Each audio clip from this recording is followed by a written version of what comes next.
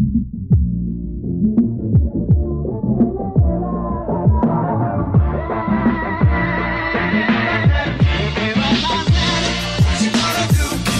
guys, sorry for interrupting. I'm Lunieres Jr. alongside Jesse Torres. And on today's episode 19, we're talking about 3 relationship topics that people don't discuss until it's too late.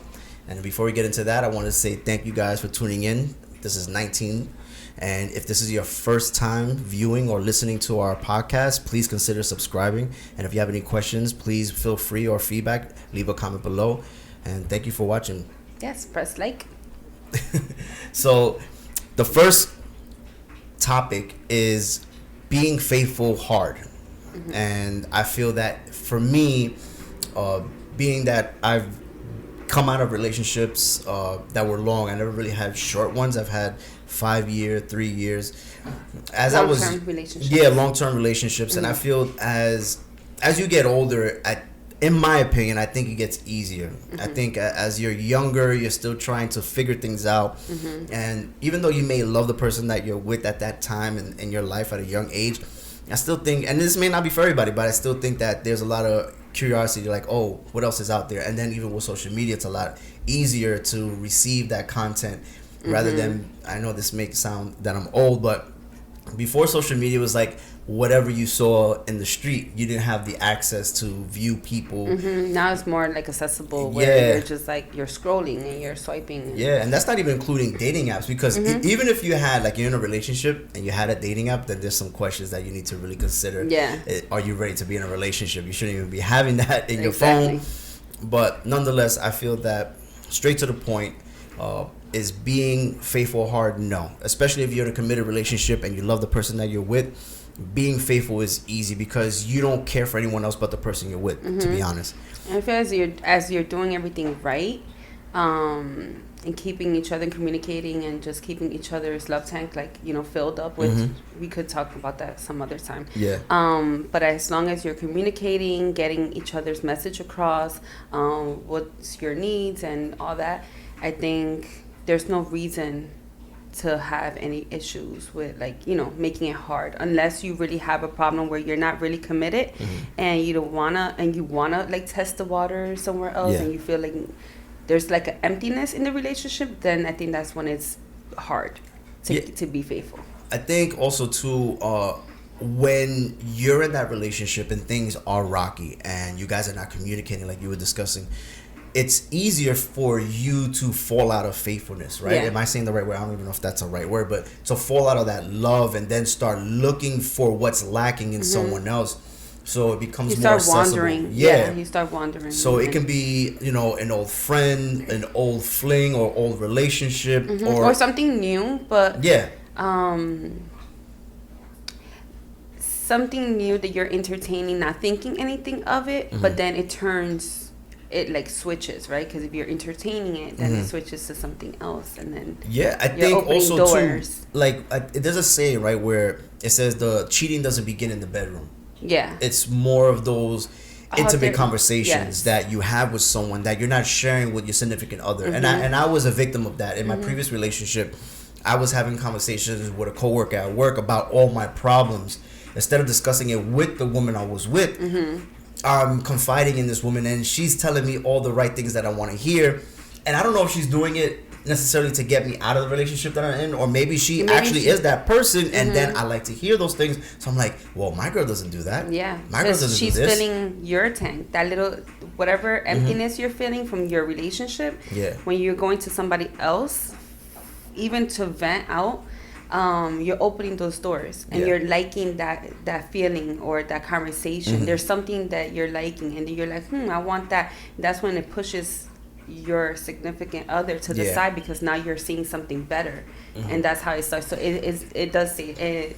You're saying it's right. I just don't know. The cheating doesn't start in the bedroom. It could start with a conversation, and it may, to you at that time, it may feel innocent.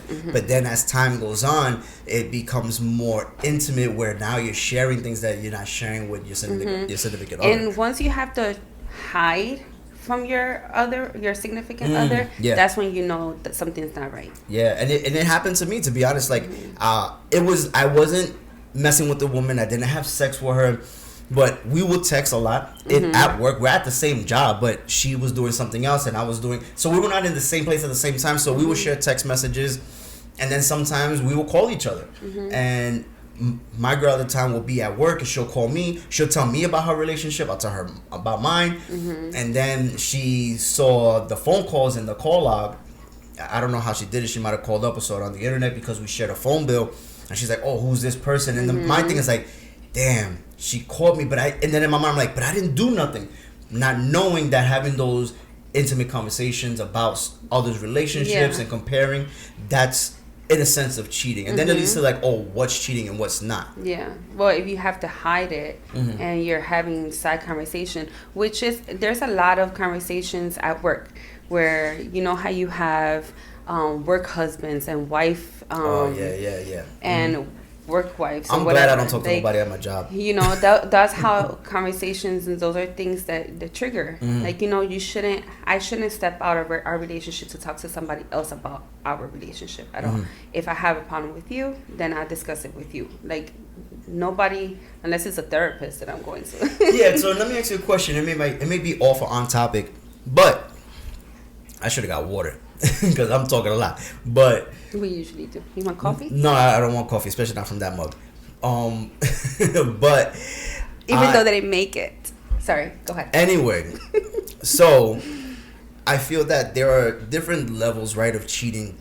But if you are confiding in your best friend and your best friend is the opposite sex, is that considered cheating? Even though you know of the person and you've met the person, you know who the person is, but I'm not telling you how I feel about what we got into an argument, but then I go to her and I'm like, hey, me and Jesse got into an argument. Can you believe she said this? Can you believe she did that? If you're venting to a certain extent, like if you're just venting, I think it's okay. But if you're really going in details, I think that's not. But then what's the point of venting if you're keeping things out? Especially if they're your best friend and they've been there for you. Well, whatever situation that you're having, it should be brought to your partner. I totally agree. Yeah. But I feel like there are things that can't be not us, but I think there's sometimes in a relationship that things can't be discussed because at that time and moment, the heat between one another, it's very tough. So it's like, I need to speak to someone else about this. Yeah. I don't know. I don't think that if it's something personal you shouldn't bring anybody else into the relationship. Even if it's okay, so what if it's the same sex? It's a guy. Same thing. So it doesn't matter if it's a male or female. But now, if it's my boy best friend and I'm not gay, not saying anything's wrong with that, but it's my guy best friend and I'm confiding. Is that cheating? That's not cheating. I just don't think you should step out of. Especially it's a covenant when you're married, right? But that's a different story too. Yeah, I think that is also a different. Because that of is the a marriage different. is a Yes, bond. it's in year one.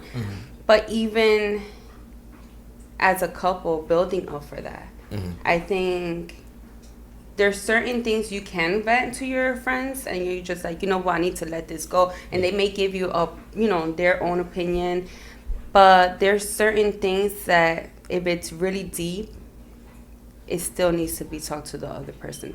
Maybe not at the time. Maybe not like when it's on fire or something's really bugging you. I don't know. I feel weird. Well, look, I agree with you that it should be discussed with that person that you're having the argument with. Your significant other, the relationship that you're in. You should communicate that as to why things escalated and what you should do to make things better moving forward. That should be discussed between the relationship, between the two people in the relationship. I just feel that some people, it may be, I don't know, there are these unwritten rules, because what may fit one relationship may not fit ours. And that's the thing. Exactly. And I feel that because of our communication, we don't suffer from that. And I think some people may feel like that, Jesse and Lou, it may sound too perfect because we never argue. There is no jealousy. Well, I think it's not about that. We never had a fight, but we had disagreements. Yeah, but I think that's normal. And that leads to the next topic, right? Where it says, and mind you, the reason why this came up is because not that we were going through something. And that leads to the whole, oh, are they perfect? No, we're not perfect. But what I'm saying is that we were thinking about what to talk about in our next podcast. And we're always like jotting down ideas. It's not just like we wake up one morning, oh, we got an idea. It's just like as the week progresses, we think of the next topic that we're going to talk about. So I looked this up as far as relationship topics, and this came up and I thought it was good. So part 2 is arguing a natural part of every relationship. It helps the relationship when you're having a disagreement, right? In our case, if something's bothering me, like I've said it before, something's bothering me, I'm gonna have to communicate it with you at the end of the day. I can't let it go, because then that's just how I was before, that I would hold things in and I wouldn't express it. So I decided, something's bothering me, either I'm going to communicate it with you through text, a phone call, or like you're going to find a way. I find a way, right? And I lost my train of thought. Well, look, I'm going to say this. I don't think it's unnatural for people to argue, but I think choosing your battles, when to argue. Okay, yes. Oh, you got your idea back? Yeah, like you don't necessarily need to argue, but I think it will help when you're in a disagreement where now you understand where I'm coming from, I'm understanding where you're coming from, and we could work it out.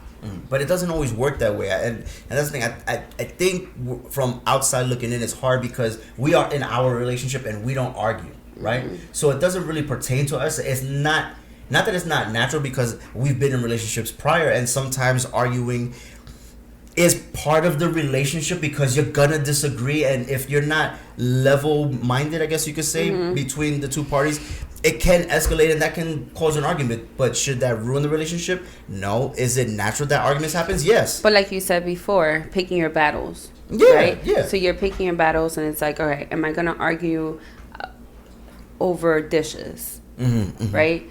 As to, am I gonna, I don't know.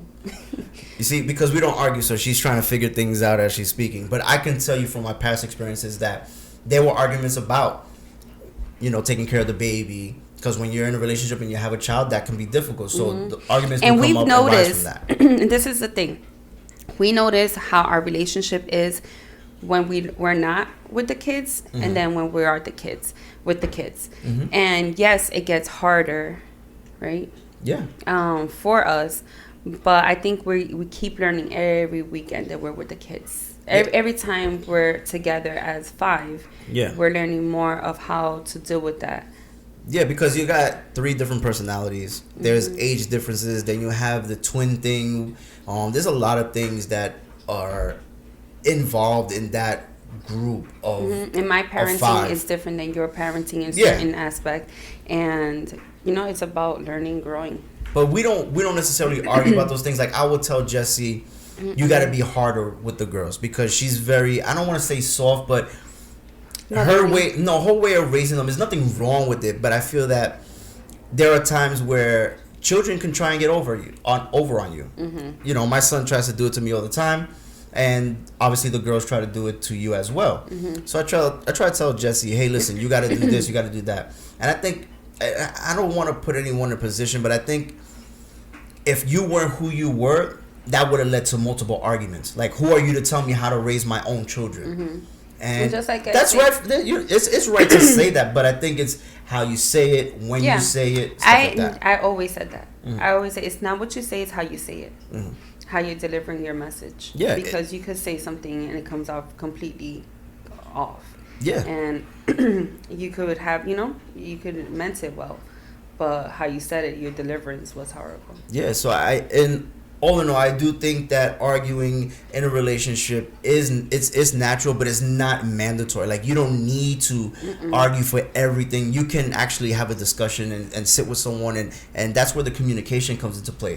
Because communication in a relationship, as we all know, is a very big deal. It's very key to a successful relationship. Yeah, and we always talk about that, how it's very important, and we see it for our relationship. And our own relationship. Yeah, our communication with one another is incredible. We were on the phone yesterday when I was driving over, and she just came out of nowhere and said, "You're really my best friend." And I was like, "Oh, that's so sweet." It was very random. I was just, okay. Because it was we were just talking about just I think we were talking about the podcast. To be honest, we were talking about the ideas of the podcast. But you were on our way. You were on your way here. Mm-hmm. It could have waited, but like we didn't mind being on the phone together. No. And like we're a year in, right? Mm-hmm. And yes, many other people watching this, they're like, yeah, there's just a year in. Let's watch in like 5 years, you know. And I continue praying because I mean I know we're gonna go through certain situations, but it doesn't necessarily mean that because everybody went through it, we have to go through it. You know, like we need to have the biggest fights in order for us to like. We're learning and growing as we are, like, you know. Yeah, and I think your patience really helps the relationship and avoids those kind of arguments, because there are times, and this is just me being honest with you guys, and Jesse knows this, that I'm not always happy with the situation that I'm in. Mm-hmm. Especially when the kids are around, I can get very annoyed, or I guess you could say impatient with them, mm-hmm. where it's like, come on, like, you know better than that. But then Jesse reminds me, like, they're kids, and I'm like, you know what, they are. And mm-hmm. she like gets me into that, you know, gets me back to myself, and mm-hmm. I have to, you know, thank her for that, because without her balancing me, and I've always said this to her, she balances me out.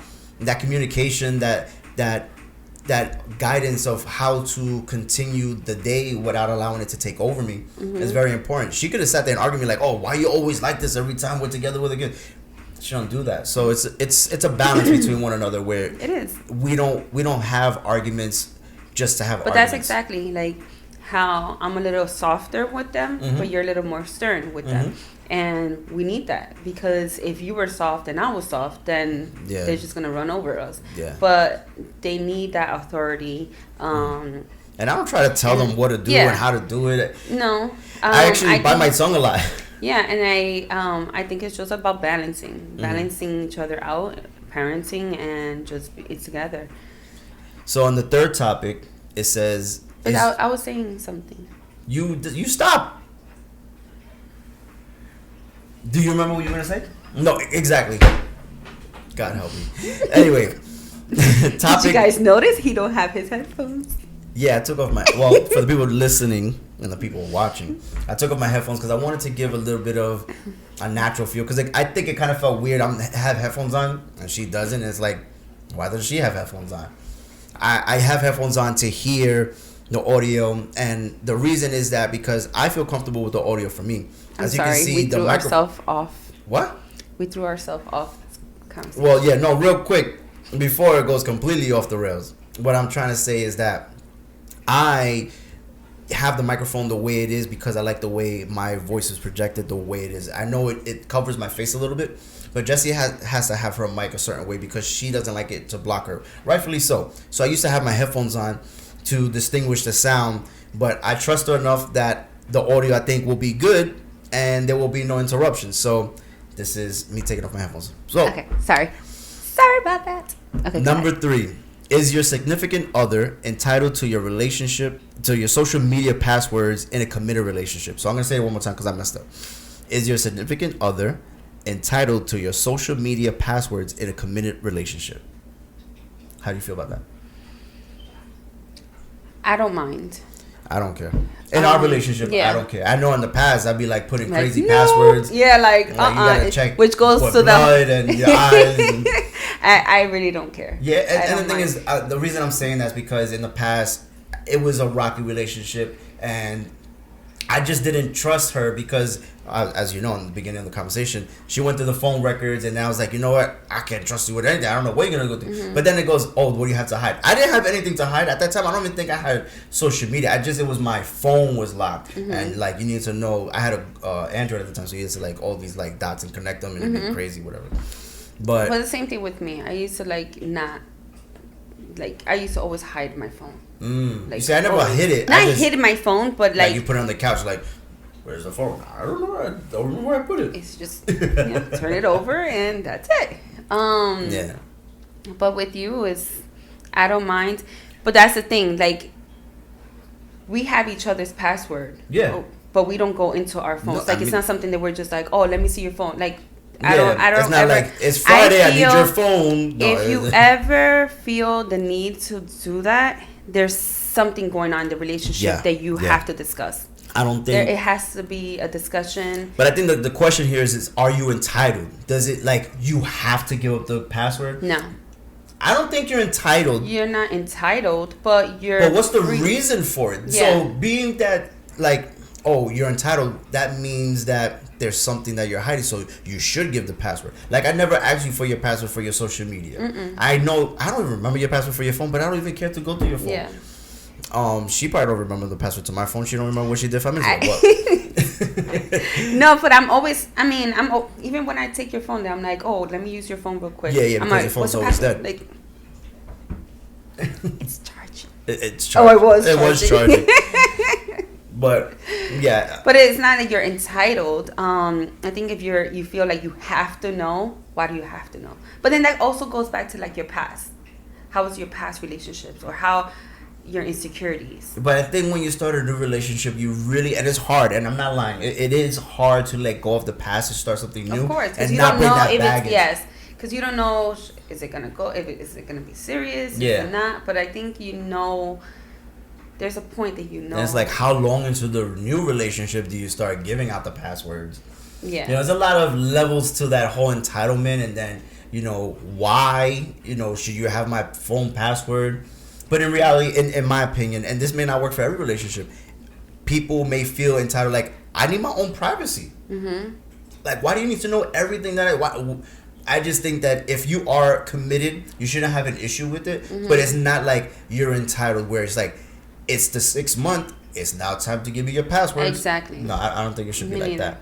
I think it just naturally happens. Yeah, I was just gonna say that. It's not like something, because we didn't say, okay, because even when I shared my password, it wasn't like, okay, like, let me get yours. It was never like that. It was like more like, oh, let me see your phone, or you know, and it wasn't like, let me see your phone because I need to check on it. Like, I never feel the need to ever check on your phone, like your messages, your Instagram, your anything, like. Yeah, and I feel the same way. Like, I don't have a reason to check hers, and bottom line, I just don't think anyone's entitled to get that information. And like you were saying before, if you feel that way, then you know that there's something wrong in the relationship. And if you disagree, comment below.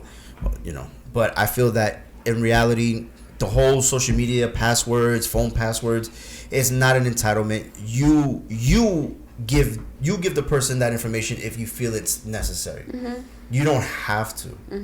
No, you don't. You know, if that person's pressuring you, like, yeah, I need the password, we're together, I need to see what you're doing, then that's insecurity. Yeah, that's what it comes down to. And then that comes from the past. Yeah, in which you see many people don't agree with sharing your past, right? Because they say, oh, your past is your past. Yeah, I don't need to know anything. I think you do need to know certain things, right?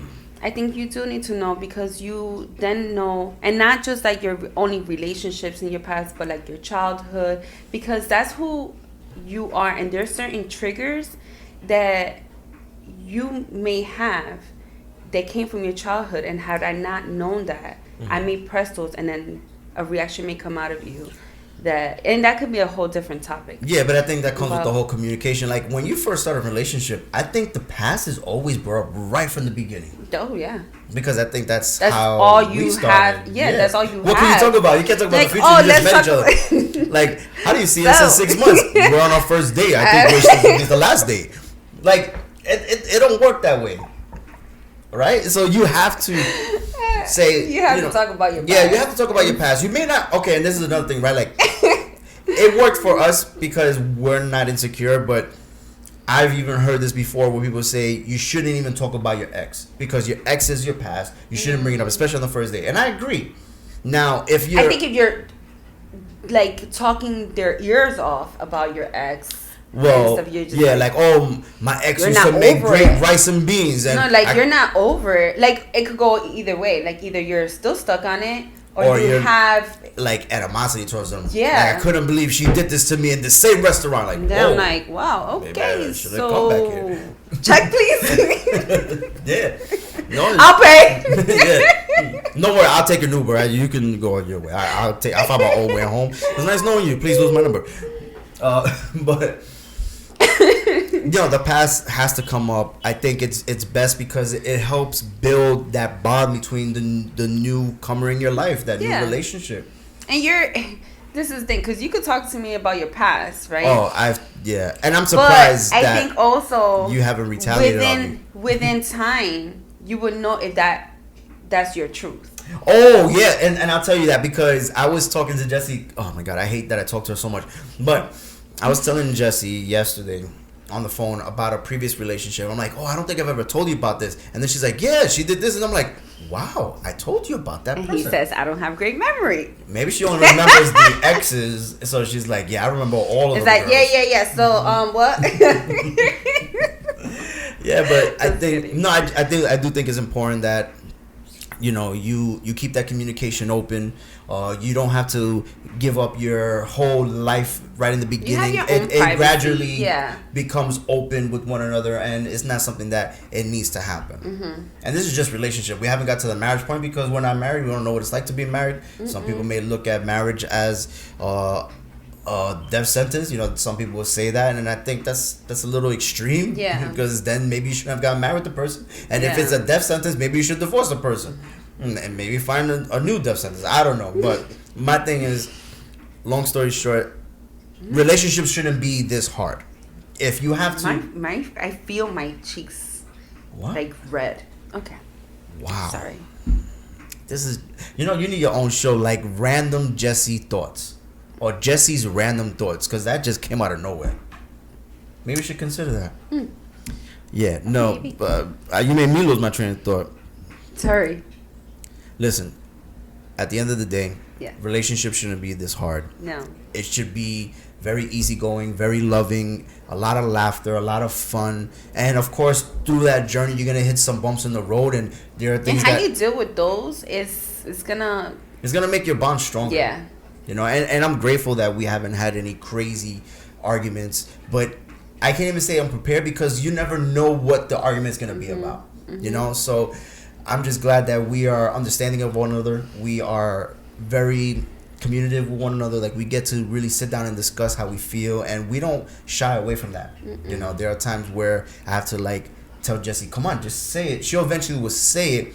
But at that type of moment, I think she's just probably gathering her thoughts and trying to figure out what bothered her at that time. And not that I bother her, but there are times that, like I said, we're not perfect. So there are going to be some times where we're not going to get along and we're going to discuss it. And I think that, to me, that's just the roller coaster of relationships. There's no perfect relationship. There are going to be some arguments. There are going to be some discussions. There's going to be some disagreements. It's part of it. It's part of the whole growth of a relationship. I love it. I love love. She's full of love. I am. Well, thank you again. This is our 19th episode. Thank you for tuning in. Thank you for watching us. Yes. Again, if you haven't already, please consider subscribing. And do you have anything else to say? Any closing statements before we go? Before the camera turns off on us? No. But this is our life. No, it's not. What? This is our story. This is the second time, I told her we should have an ending. And she just messes it up. So this is our story. We're sticking to it. She can't even finish this line. This is our story. We're sticking to it. I'm going to finish it. Thank you, guys. We love you. Until next time. Peace.